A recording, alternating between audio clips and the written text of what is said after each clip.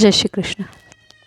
अब तक हमने देखा है कृष्ण के जन्म से लेकर उनकी वो नटखट बाल लीलाओं के बाद मथुरा से उनके लिए बुलावा और गोकुल छोड़कर मथुरा जाने की उनकी तैयारियां। गोकुल वासियों के लिए कान्हा से बिछड़ना ये कभी जिसको सोच ना पाए हों वैसी बात है। और इसीलिए सबसे ज़्यादा दुखी करने वाली बात भी।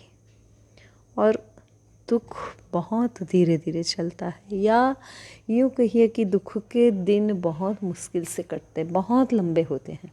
सुख के दिन फटाफट बीत जाते हैं। तो कान्हा के साथ का वो हंसी खुशी का, सुख का वो समय तो इतनी जल्दी बीत गया कि कान्हा कब जन्म लेकर मथुरा से गोकुल आया था और कब 11 साल का हो गया, समझ में भी नहीं आया किसी को। ये 11 साल जैसे 11 दिन, मगर अब कान्हा को जाना है वापस अपने गंतव्य की ओर, अपने कर्तव्य को निभाने, अपने जीवन लक्ष्य को पाने के लिए। और उसी की दिशा में पहला कदम कंस की ओर से मथुरा के लिए आया, ये बुलावा है। और अक्रूर जी कृष्ण को लेने आए हैं ये कहते हुए कि कंस ने धनुष यज्ञ का आयोजन किया है और कृष्ण और बलराम के साथ साथ सारे गोकुल वासियों को बुलाया है। तो जाने के नाम से कृष्ण और बलराम तो बहुत खुश हैं, मगर नंदी यशोदा उनका हाल बुरा हो रहा है। यहाँ तक हमने आगे देखा है, अब यहाँ से आगे देखेंगे। अपने दुष्ट साथियों से सलाह मशवरा करके कंस ने अक्रूर को गोकुल भेज दिया कि जाकर धनुष यज्ञ के लिए नंद बाबा सह गोकुल वासियों को निमंत्रण दे आओ और कृष्ण बलराम को अपने साथ ले आओ। कंस को जानते हैं अक्रूर जी, उस दुष्ट से बिना मतलब कोई अच्छी बात निकल जाए ये संभव ही नहीं। फिर यहाँ तो इस दुष्ट के विचार भी और क्रियाकलाप भी दुष्टता से परिपूर्ण हैं और उससे साथ देने वाले उसके दुष्ट साथी भी तो हैं। मनी जहाँ दुष्टता है, जहाँ दुष्टों का वास है, वहाँ से कोई अच्छी चीज़ निकल आए कोई उम्मीद भी नहीं करता। और यहाँ पर तो अक्रूर जी जानते ही हैं कि अपने काल को मारने के लिए कंस अब तक कितने प्रयास कर चुका है।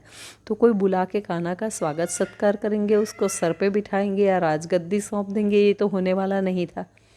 अक्रूर जी को ये विश्वास कैसे आए कि कंस कान्हा को क्षति नहीं पहुंचाएंगे, मगर राज आज्ञा का उल्लंघन भी तो नहीं कर सकते थे।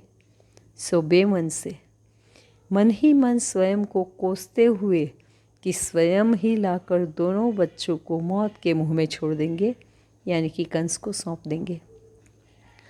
और ये कार्य उनके हाथ होना था, इतना गुस्सा आ रहा था उनको स्वयं के ऊपर, और साथ साथ अपनी व्यवस्था पर तरस भी आ रहा था। बड़ी विचित्र स्थिति थी अक्रूर जी की। और इसी मनस्थिति में ही वो मथुरा से गोकुल आ गए। पर यहाँ पहुँचते ही नंद यशोदा से मिला स्वागत व कृष्ण बलराम से मिला सम्मान। अक्रूर जी की सारी दुविधा समाप्त हो गई। कृष्ण को देखकर न जाने क्यों मन ही मन अपनी व्यग्रता को भगवान को सौंपकर निश्चिंत हो गए।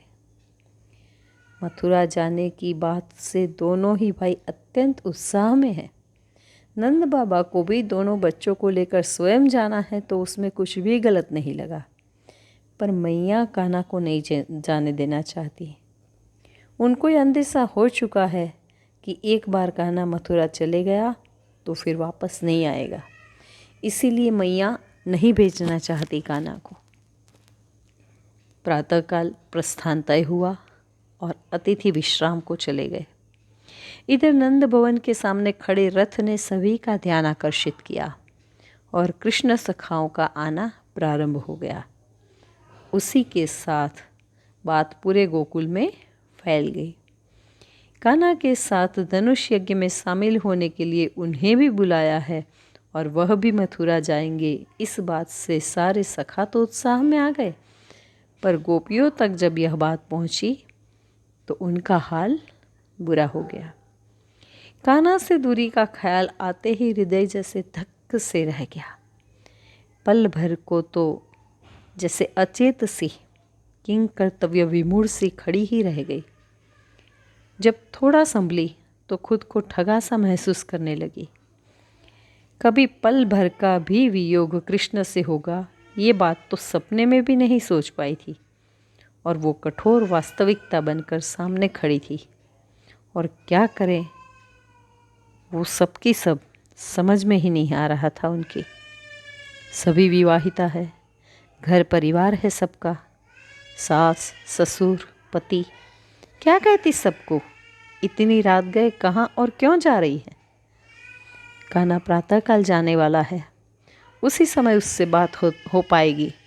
यही सोच मन महसूस कर अपने अपने घर में पूरी रात गोपियों ने आंखों ही आंखों में बिताई है। पल भर को भी नैन नहीं मूंदे किसी ने। कहीं नींद पड़ जाए और वो नटखट चला जाए तो इस डर ने किसी को भी सोने नहीं दिया। और प्रातःकाल फिर बात करेंगे ना अगले वीडियो में। जय श्री कृष्ण।